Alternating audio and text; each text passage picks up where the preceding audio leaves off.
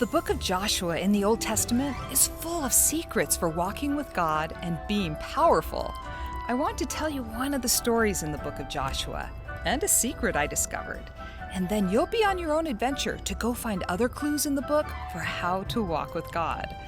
I hope you'll share your discoveries with me and others. Oh, and there's a bonus at the end, a rock art project you can do that will help you for the rest of your life. I'm Patti Rokus with Bible Stories Rock.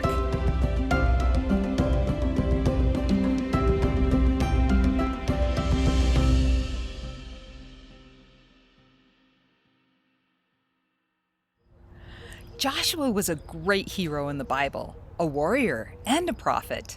Moses and the Lord prepared Joshua to lead the Israelite people into their long-awaited promised land.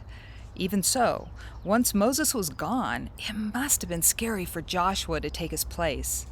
The Lord told Joshua 4 times to be of good courage. He even said, "Be of great courage." I'm pretty sure you've had hard things to do in your life that required courage. It's easy to be afraid. Anyone can do that. But it takes faith in Jesus Christ to have great courage and do all He asks so you can grow in truth and power.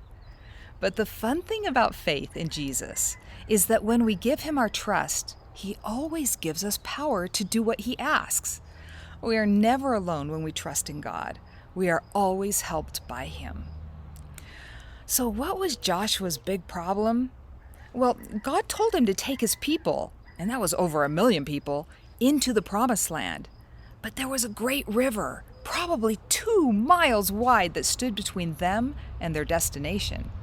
They didn't have boats or bridges, but somehow he had to get the men, women, and children, and all their stuff, across the river. They needed a miracle. One like Moses was given to part the Red Sea. But Moses was gone, and Joshua didn't know how to do that. I bet he prayed hard, hoping God would stop the river right then. But God didn't. Instead, God gave him a different plan. He said to have the priests walk down to the river with the Ark of the Covenant, and that was a reminder that God was with them. And then the priests had to step into the river before a miracle would happen. They would have to trust God and do something first. Walk right into the river, trusting somehow the waters would get out of the way and allow this huge group of people to walk through on dry ground. Well, let's read in the Bible what it says in the book of Joshua, chapter 3. Joshua said unto the people, "Sanctify yourselves, for tomorrow the Lord will do wonders among you." And as they that bear the ark were come unto Jordan, and the feet of the priests that bear the ark were dipped into the brim of the water, they stood firm on dry ground in the midst of the Jordan River, and all the Israelites passed over on dry ground until all the people were passed clean over the Jordan River. God did it again. He made a miracle for His people, similar to what He did for Moses when he parted the Red Sea. Joshua acted in faith. He did what the Lord said, even though he couldn't see how that would work. Then the Lord created the miracle.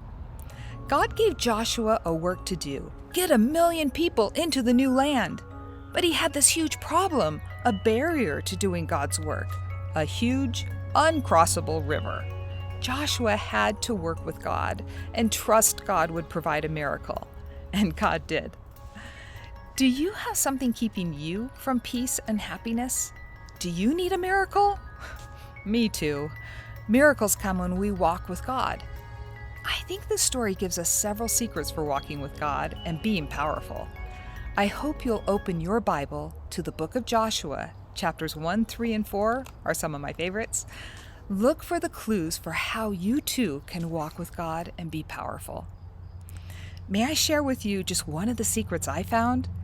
It's in Joshua chapter 1, verse 9. You might want to look it up and mark it because it's so helpful. Here it is. The Lord said, "Have not I commanded thee? Be strong and of a good courage. Be not afraid, for the Lord thy God is with thee whithersoever thou goest." Unquote. God commanded Joshua to not be afraid because God was with him everywhere Joshua went.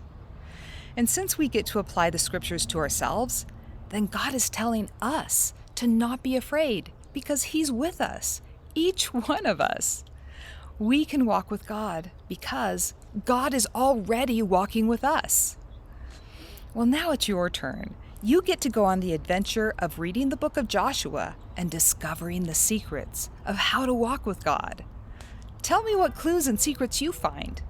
I would love to hear from you. You can send me a note or a picture to my email at rockstellstories@gmail.com, and maybe I'll get to share what you discovered with others. Now, I mentioned a bonus. Would you like to do a rock art activity with me? The Gospel for Kids YouTube channel partnered with me to do a rock art activity from the book of Joshua. We use our favorite rocks as ways to remember the great things God has done for us. Kind of like Joshua had the Israelites do with stones from that same Jordan River that had parted. They made a stone memorial.